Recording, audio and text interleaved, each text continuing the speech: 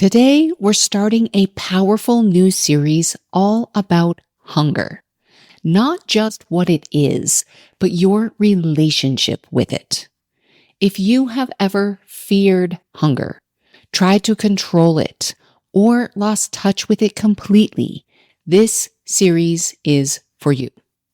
And we're going to begin with a question that might change everything. What is your relationship with hunger? Welcome to Binge Eating Breakthrough, the podcast to help you stop feeling out of control around food and build trust with your body. If you've tried everything but still feel stuck, you're not alone. I've been there too.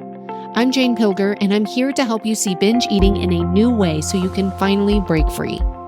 Each week, you'll get the tools and insights to create peace with food and your body. Your breakthrough starts now. Hello, trusted listener.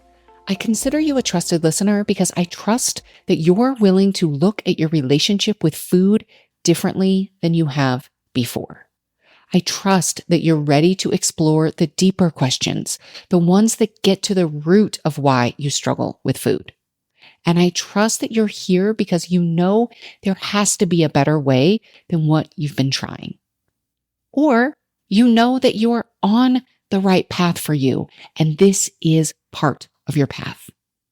So today, as we dive into this series on hunger, we're starting with a question that might seem simple on the surface, but I promise you it is anything but simple.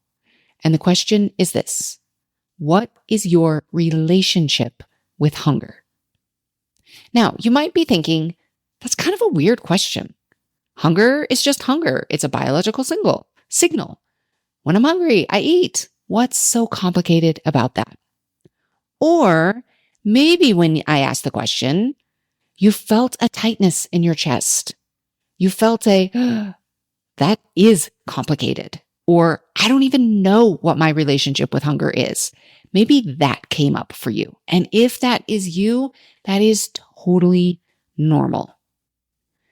And here's what I want you to know. After working with so many people who struggle with food, our relationship with hunger is never just about hunger.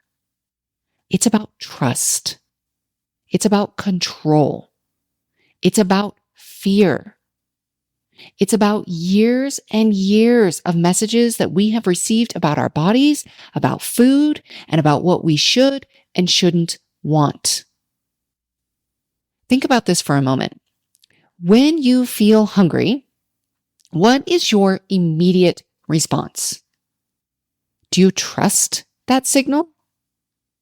Do you honor it? Do you ignore it? Do you judge it? Do you panic about it?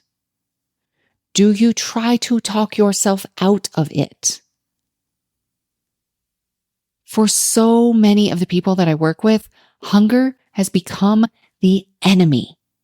It's something they are constantly trying to outsmart, control, or suppress. They've been told that if they feel hungry, it means they have willpower. They've been told hunger is weakness. They've been told if they're truly intuitive eaters, they should only eat when they are perfectly moderately hungry and stop when they are perfectly comfortably satisfied. Some people are afraid of hunger, terrified that if they get too hungry, they'll lose control and binge. So they eat preemptively, snacking at the first hint of hunger, or making sure to eat before they might get hungry later. This was me. I was convinced that if I got too hungry, I would binge. I was constantly snacking, constantly bringing snacks everywhere. Snacking, eating ahead of time. Oh, I'm going to be in a meeting. I better eat now so that I don't get too hungry later. But other people see hunger as a sign of strength or control, something to be endured or pushed through. And still others have lost touch with hunger entirely, eating by the clock or external rules because they literally do not feel those signals anymore. So where do you fall in this? When you think about your own relationship with hunger, really think for yourself, where do I fall? What is my relationship with hunger? Because here's what happens when you've been dieting for years or even decades. What happens when you've been ignoring your hunger signals for so long that you can't even feel them anymore? When your hunger feels chaotic, unpredictable, or overwhelming. Here's what I want you to understand. If your relationship with hunger feels complicated, you are not alone. And your hunger signals aren't broken.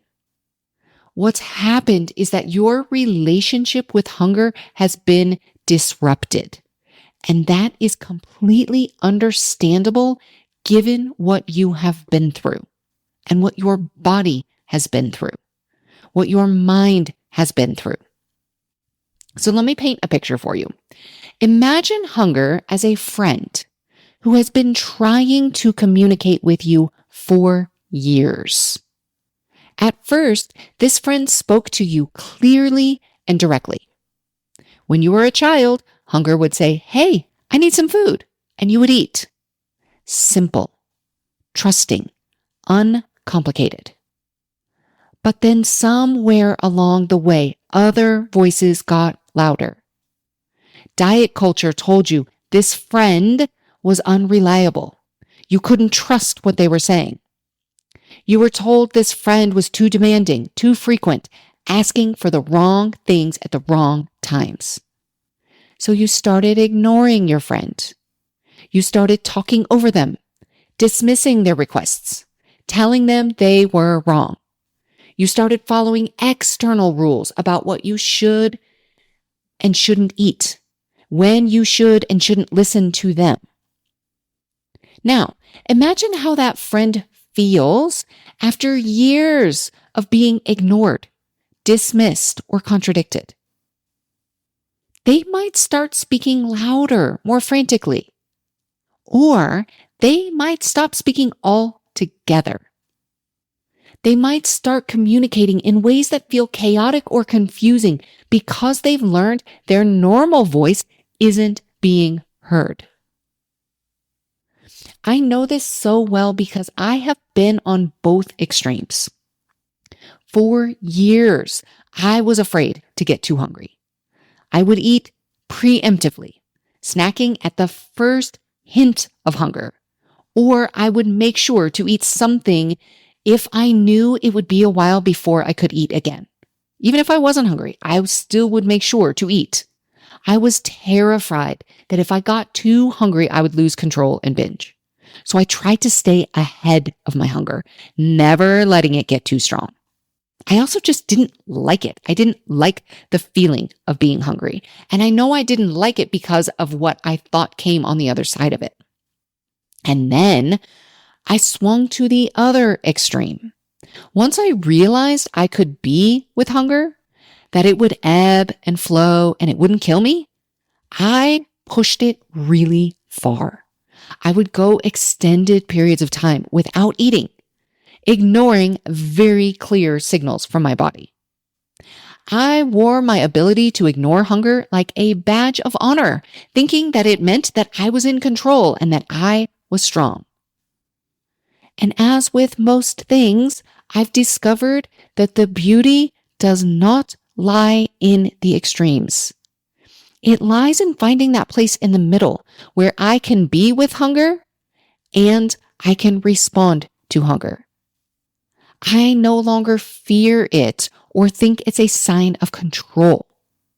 It's one of the many ways that my body communicates with me.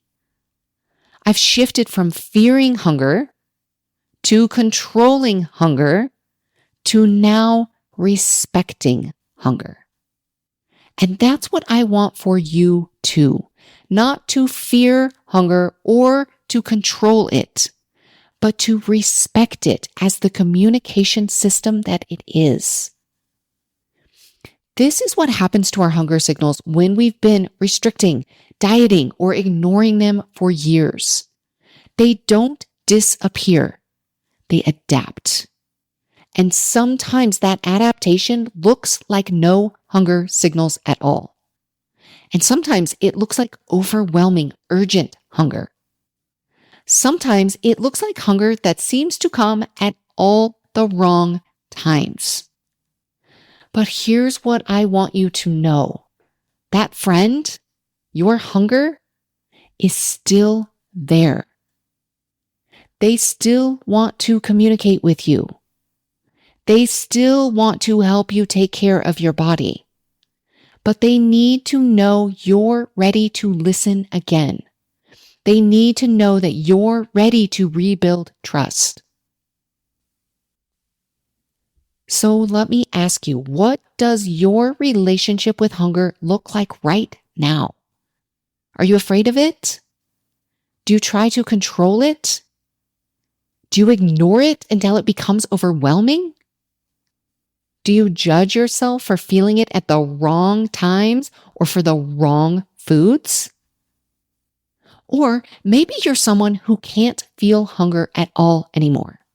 Maybe you eat by the clock, by external rules, by what you think you should be eating rather than what your body is asking for. If that's you, I want you to know your hunger is still there. It has just learned to be very, very quiet because it hasn't felt safe to speak up. Or maybe you're someone whose hunger feels chaotic and unpredictable. Maybe you find yourself not hungry all day and then ravenously hungry at night. Maybe your hunger always seems to be asking for foods that you have labeled bad or wrong. And if that's you, I want you to know this makes sense. And it's not a sign that you can't trust your body. Here's what I've learned. Our hunger signals are incredibly intelligent. They are always trying to help us, even when it doesn't feel that way. When hunger feels chaotic or unpredictable, it's usually because it's trying to compensate for restriction, either physical restriction or mental restriction. When we don't eat enough during the day, our body ramps up hunger signals at night. When we don't allow ourselves certain foods, our body creates intense cravings for those foods. When we're stressed, overwhelmed, or emotionally depleted, our body might ask for food as a way to comfort and regulate us. Your hunger is not your enemy. It is not something to be controlled or conquered. It's a communication system that wants to help you take care of yourself. But like any relationship, it needs trust, respect, and patience to heal. So what would it look like to start rebuilding trust with your hunger? It starts with curiosity instead of judgment. Instead of dismissing your hunger or trying to talk yourself out of it, what if you got curious about what it's trying to tell you? It starts with honoring your hunger, even when it doesn't make logical sense to you. Your body knows things that your mind doesn't. Your body is factoring in your stress levels, your sleep, your emotions, your restriction from yesterday or last week or last year. It starts with understanding that rebuilding this relationship takes time. And if you have been ignoring or fighting your hunger for years, it's going to take patience and consistency to rebuild that trust. And it's so important to recognize that your hunger is not just about food. Sometimes when we feel hungry, our body is asking for nourishment, but sometimes it's asking for rest, for comfort, for connection, for safety. Learning to listen to these different types of hunger is part of building a trusting relationship with your body. And over the next several episodes, we're going to dive deeper into all of these aspects of hunger. We're going to explore the foundational truth that your relationship with hunger begins in childhood. We're going to look at the difference between physical and emotional hunger. We're going to talk about what to do when you can't feel hunger signals. We're going to look at why ignoring hunger always seems to backfire. And we're going to explore that hunger that no amount of food seems to satisfy. But for today, I just want you to sit with this question. What is your relationship with hunger? How do you talk to this part of yourself? How do you treat this communication system that is trying so hard to help you? Your body is always listening to how you respond to its signals. If you respond with judgment, fear, or dismissal, it learns to communicate differently. Think about how you communicate to somebody who responds to you with judgment, fear, or dismissal. Your body is no different. And if you start responding with curiosity, respect, and trust, it will learn to communicate more clearly. Just like you do when somebody responds to you with curiosity, respect, and trust. Remember, what you focus on expands. If you focus on distrusting your hunger, that distrust will expand. But if you start focusing on rebuilding that trust, even in small ways, that trust will begin to expand too. Your hunger is not the problem. Your hunger is part of the solution. It's your body's way of trying to help you take care of yourself. The question isn't how to control it or fix it. The question is how to rebuild trust with it. So this week, I invite you to simply notice. Notice your relationship with hunger without trying to change anything. Notice how you talk to yourself when you feel hungry. Notice what emotions come up, and notice what judgment arises. Just notice.